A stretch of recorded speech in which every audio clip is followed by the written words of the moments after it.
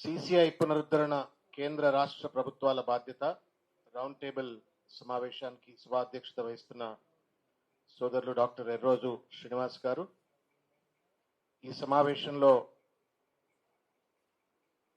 ముందుండి ఉద్యమాన్ని ముందుకు తీసుకెళ్తున్నటువంటి మాజీ మంత్రివర్యులు గౌరవనీయులు జోగు రామన్న గారు, అదేవిధంగా సిపిఎం రాష్ట్ర కార్యదర్శి జాన్ వెస్లీ గారు, చలపతిరావు గారు, ML new democracy, Nandi Ramaiah గారు, జోజిరెడ్డి గారు, ఇబ్రహీం శేఖర్ గారు, గౌరవనీయులు నాకు అత్యంత ఆత్మీయులైన ప్రొఫెసర్ నాగేశ్వర్ మాజీ ఎమ్మెల్సీ గారు, గౌరవనీయులు ప్రొఫెసర్ రవీందర్ యాదవ్ గారు, వేణుగోపాల్ స్వామి గారు, ఎస్విసి ప్రకాష్ గారు, డాక్టర్ చమన్ సింగ్ గారు, నవీన్ గారు, ఈశ్వర్ దాస్ గారు, నాగరాజు గారు, శ్రీ సుందర్ గారు, ఇంకా మీడియా మిత్రులు అందరికి కూడా పేరు పేరున హృదయపూర్వకంగా నమస్కారం. ఎవరి పేర్లున్నా చెప్పకపోతే క్షమించండి. మల్లేష్ గారు, అందరికి నారాయణ, అందరికి కూడా అందుకే రాసి అన్న, నాకు మెమరీ ప్రాబ్లం. రాసి అన్న అన్న మల్లేష్ గారు, విజయగిరి నారాయణ గారు, సిసిఐ సాధనా కమిటీ ఆదిలాబాద్, అందరికి కూడా పేరు పేరున నమస్కారం. మన్నించండి, నేను ముందే మాట్లాడాలన్నా, నాకు ప్రెస్ మీట్ ఉందన్నా. నేను అనుకోకుండా నన్ను ఇక్కడికి రప్పించే భాగ్యం కలగజేసింది జోగురామన్న గారు. యాక్చువల్గా వినోద్ గారు రావాల్సిన ఇక్కడికి, బట్ వచ్చినందుకు నాకు సంతోషం. మీ అందరినీ కలవడానికి, మీ బాధను పంచుకునేటువంటి అవకాశం కలగజేసింది, చాలా సంతోషం. ఇంతకుముందు చంద్రకుమార్ గారు, నాగేశ్వరరావు గారు మాట్లాడుతూ ఒక మాట అన్నారు, అల్లున్న నోట్లో అన్నీ ఉన్నా, అంగట్లో అన్నీ ఉన్నా అల్లున్న నోట్లో శని అని. ఇవాళ ఆదిలాబాద్ పరిస్థితి ఇదేనేమో. అన్ని వనరులు ఉన్నటువంటి ఒక అత్యంత అద్భుతమైనటువంటి, తెలంగాణ గర్వపడేటువంటి ఒక తలమానికం లాంటి, తెలంగాణకే ఒక కిరీటం లాంటి గడ్డ ఆదిలాబాద్ గడ్డ. నీళ్లున్నాయి, నదులు ఉన్నాయి, ఉపనదులు ఉన్నాయి, నేషనల్ హైవేలు ఉన్నాయి, అడవులు ఉన్నాయి, భూగర్భ వనరులు ఉన్నాయి. అన్నీ ఉన్నప్పటికీ కూడా రకరకాలైనటువంటి ఒక కారణాల వల్ల అది అనాదరణకు గురవుతున్నటువంటి ఒక ఆదిలాబాద్ జిల్లా, అమాయకులు ఎక్కువగా ఉండేటువంటి ఒక ఆదిలాబాద్ జిల్లా. మరి మనం ఎట్లా మాట్లాడతాం కొమరం భీం తిరిగాడిన గడ్డ మీద అంటే, మరి ఎక్కడనో కాలక్రమేణా కొమరం భీంను మర్చిపోయి మనం అమాయకులుగా ఉండడానికే సిద్ధపడ్డామేమో తెలియదు, కానీ మొత్తానికి మాత్రం అమాయకులమే. ఎందుకంటే అన్ని ఉన్న తర్వాత ఎందుకు అభివృద్ధికి నోచుకోము, ఎందుకు అన్నా? అదే తెలివైన మనుషులు హైదరాబాద్ ఉన్నారు, ఆదిలాబాద్ లో లేరు. వచ్చిన వాళ్ళు చంద్రకుమార్ గారు, నాగేశ్వరరావు గారు, అలాంటి ఇక్కడోళ్ళే. ఇంకొక అమ్మత ఏంటంటే రేవంత్ రెడ్డి గారు బాగా, ఆయనకు తెలిసిన ఇద్దరు మేధావులు అన్నారు. నాకు తెలిసిన మేధావులు తెలంగాణలో ఇద్దరే మేధావులు అన్నారు. ఆ మేధావులు మీ జిల్లాలే. ఒక ఆయన కోదండరామ, ఆయన ఇంకొక ఆయన కేశవరావు, ఇద్దరు కూడా మీ జిల్లాలే. ఇంతమంది మేధావులుండి, ఇంతమంది అద్భుతమైనటువంటి వనరులుండి, ఆ సంపద ఉండి, అన్ని సహజ వనరులు ఉన్న తర్వాత కూడా ఎందుకు అభివృద్ధి చెందట్లేదు అంటే, దానికి తప్పనిసరిగా మనమే బాధ్యులమేమో అనేటువంటి ఒక విషయాన్ని నేను గుర్తు చేస్తూ, ఒక విషయాన్ని నేను మీ దృష్టికి తీసుకొచ్చే ప్రయత్నం చేస్తా ఉన్నాను.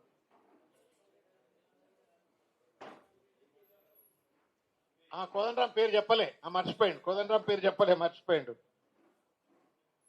ఇవాళ తెలంగాణ ఉద్యమ కాలంలో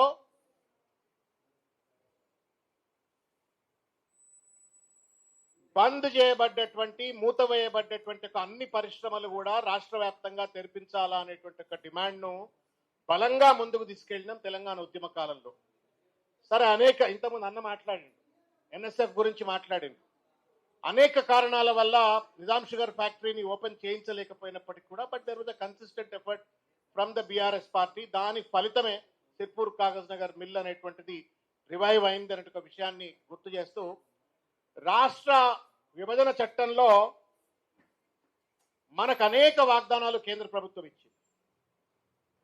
సిసిఐతో పాటుగా బయారం స్టీల్ ప్లాంట్ కానీ, కాజీపేట రైల్వే కోచ్ ఫ్యాక్టరీ కానీ, హైదరాబాద్ రంగారెడ్డి పరిసరాలలో ITIR industrial technology investment reason ఇస్తామని కానీ, తెలంగాణలో ఉన్నటువంటి ఒకానొక సాగునీటి ప్రాజెక్టుకు జాతీయ హోదా ఇస్తామని కానీ, లేకపోతే టర్మరిక్ బోర్డు ఇస్తామని చెప్పని, మైనింగ్ యూనివర్సిటీ ఇస్తామని, ఇట్లా అనేక వాగ్దానాలు నమ్మబలికి ఆ రోజు రాష్ట్ర విభజన చట్టంలో పొందుపరిచింది.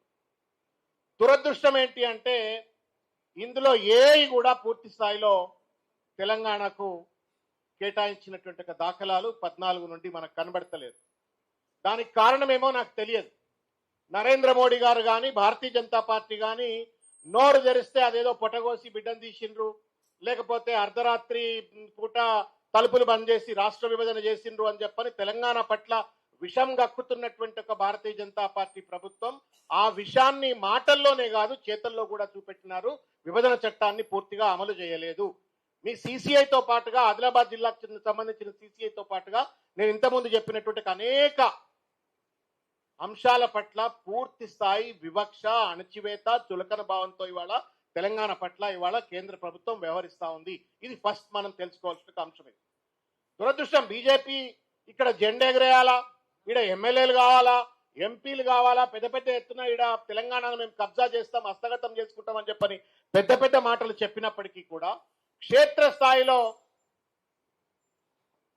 ప్రజలకు అవసరమైనటువంటి మౌలిక వసతుల కల్పన విషయంలో కేంద్రంతో పోరాటంలో కానీ, లేదు ప్రజల కడుపు నింపేటువంటి ఒక అంశాల విధి విధానాలు తీసుకురావడంలో పూర్తి స్థాయిలో ఇక్కడ ఉన్నటువంటి ఒక ఎమ్మెల్యేలు కానీ, ఎంపీలు కానీ మొత్తం కూడా ఒక బానిస అన్నట్టుగా ఇవాళ మొత్తం అంతా కూడా ఇవాళ తెలంగాణ ఆత్మగౌరవాన్ని ఢిల్లీ కాళ్ళ దగ్గర తాకట్టు పెట్టినట్టు ఒక విషయం. జై శ్రీరామ్ అంటే కడుపు నింటే రోజు జై శ్రీరామే అంటాం. ఇవాళ కావాల్సింది ఆదిలాబాద్ కు సిసిఐ ఫ్యాక్టరీ.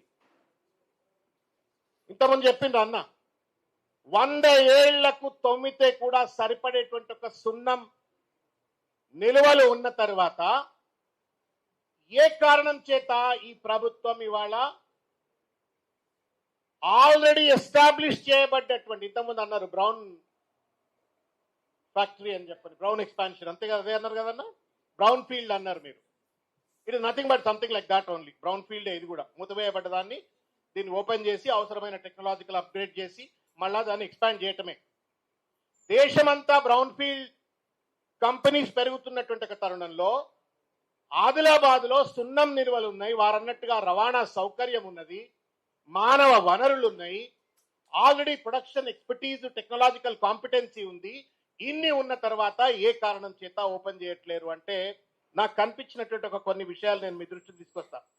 ఇంతకుముందు తెలంగాణకు రాష్ట్ర విభజన చట్టంలో పొందుపరిచినటువంటి ఏ అంశాన్ని కూడా పూర్తిగా అమలు చేయకుండా ఇవాళ ఆంధ్రాకి ఏ రకంగా, తెలంగాణకేమో మొండి చేయి, ఆంధ్ర వాళ్ళకేమో ఆదరణ ఎక్కువైపోయి ఏం చేస్తా ఉన్నారంటే 100% పోలవరంకు నేషనల్ ప్రాజెక్ట్ స్టేటస్ ఇచ్చినారు. అమరావతి గ్రీన్ఫీల్డ్ క్యాపిటల్ కు 15,000 కోట్ల రూపాయలు రాజధాని నిర్మాణం కోసం గ్రాంట్ ఇచ్చినారు.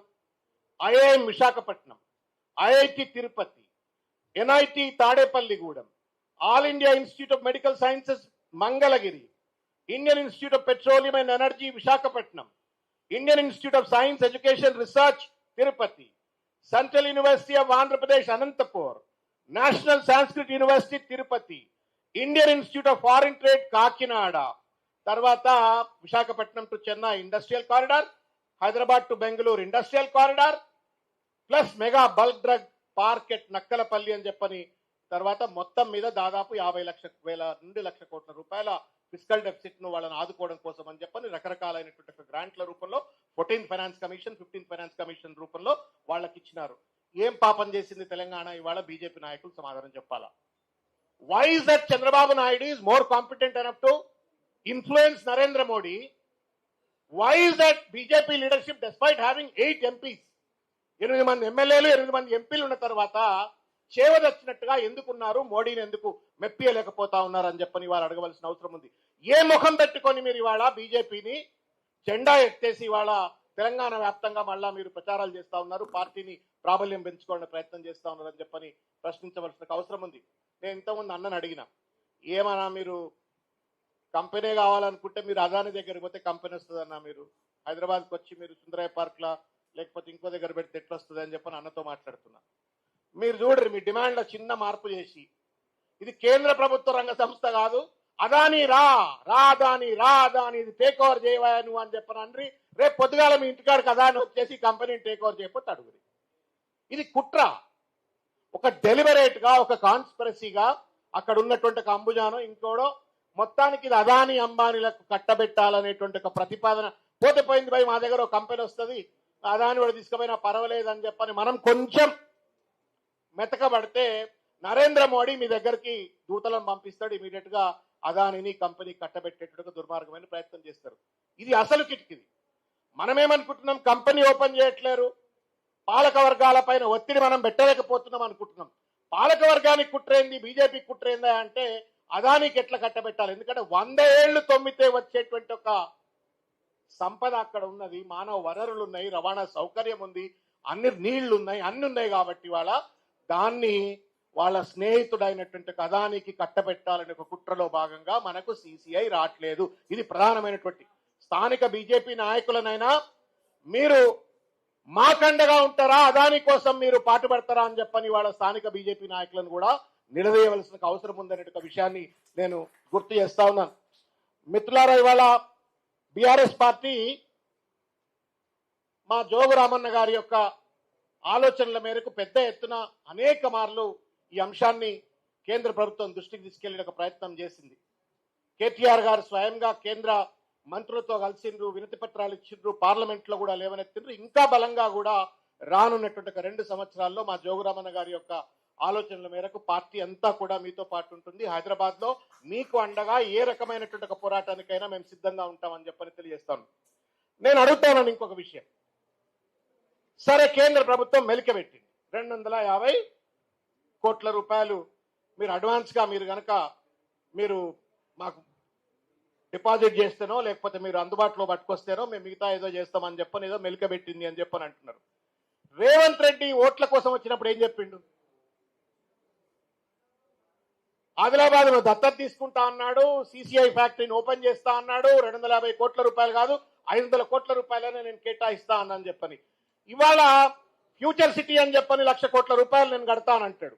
మూసీ నదిని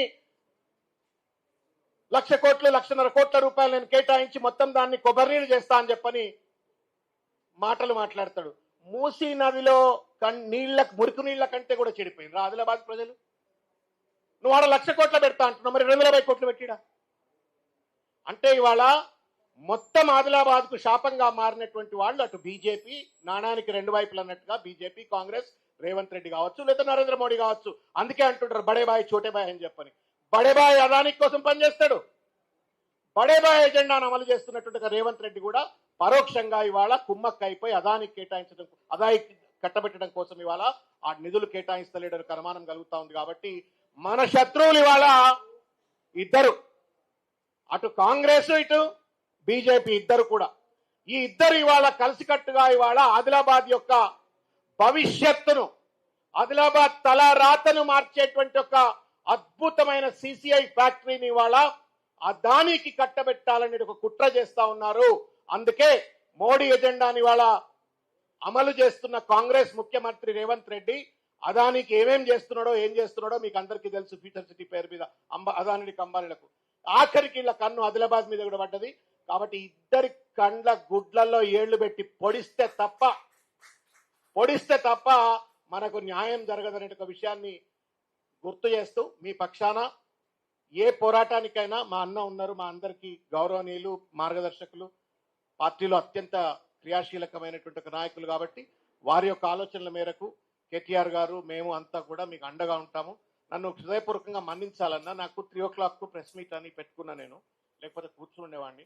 మాట్లాడేది వెళ్ళిపోతున్నాడు పెద్ద మనిషి అట్లా అనుకోకండి దయచేసి. నేను ప్రెస్ మీట్ ఉంది, పోవాలా, ఆల్రెడీ కమిటెడ్ కాబట్టి వెళ్తా నేను. బట్ మీతో పాటు ఇంకా ఎప్పుడైనా ఏ సమావేశాలైనా, ఏ రిప్రజెంటేషన్స్ అయినా, ఏ పోరాటాలైనా మీతో పాటు పార్టీ అండగా ఉంటుందని చెప్పని తెలియజేస్తూ నాకు ఈ అవకాశం ఇచ్చిన మా శ్రీనన్నకు, తర్వాత జోగు రామన్న గారికి హృదయపూర్వకంగా ధన్యవాదాలు తెలియజేస్తూ ముగిస్తా ఉన్నాను. ధన్యవాదాలు. జై తెలంగాణ. థ్యాంక్ యూ అన్న.